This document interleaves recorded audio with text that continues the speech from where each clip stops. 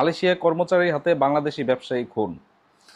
তো মালয়েশিয়ার ভিতরে প্রচুর বাংলাদেশি ব্যবসায়ী আছে যারা দোকানপাট দিয়ে রাখছে বা ফ্যাক্টরি আছে অনেকের।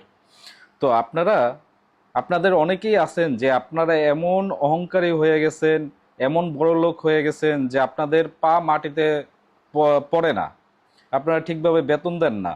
অনেকেই কনস্ট্রাকশনের কপালা হয়ে গেছেন বড় বড়, ঠিক আছে, ঠিকভাবে বেতন দেন না, যা টাকা সব নিয়ে উড়াইয়া দেন, বেতন দিতে পারেন না।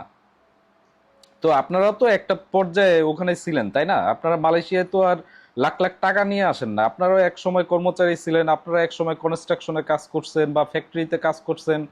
তো ভাগ্যক্রমে আপনি আজ এই অবস্থানে আসছেন।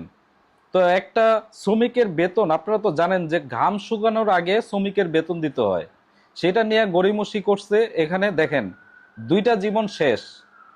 একজন তো ওই যে ব্যবসায়ী তো উপরেই চলে গেছে, আরেকজন সারা জীবন জেলে থাকতে হবে। কিন্তু এই এই যে একটা ঘটনা, এটা এটা থেকে শিক্ষা নিতে হবে আমাদের সবারই, যারা কর্মচারী বলেন, যারা শ্রমিক বলেন, যারা ব্যবসায়ী বলেন, সবারই। আপনারা কেন একজন বাংলাদেশি হয়ে আরেকজন বাংলাদেশি টাকা ঠিকভাবে দিবেন না? কেন বেতন ঠিকভাবে দিবেন না? সে কি কাজ করে নাই? আপনি তো এক সময় কাজ করতেছেন। আজকে আপনি মালয়েশিয়ায় ধরেন আপনি বিয়া শাদী করে এমন পর্যায়ে চলে গেছেন, একটা দোকান আছে বা ফ্যাক্টরি আছে, আপনি বাংলাদেশি মানুষই মনে করেন না। আর আপনারা যারা কাজ করতে একটা জায়গায় যাবেন, যদি বাংলাদেশি বস হয়ে থাকে, তাহলে কিছুদিন তার চারিত্রিক বৈশিষ্ট্যগুলি দেখবেন।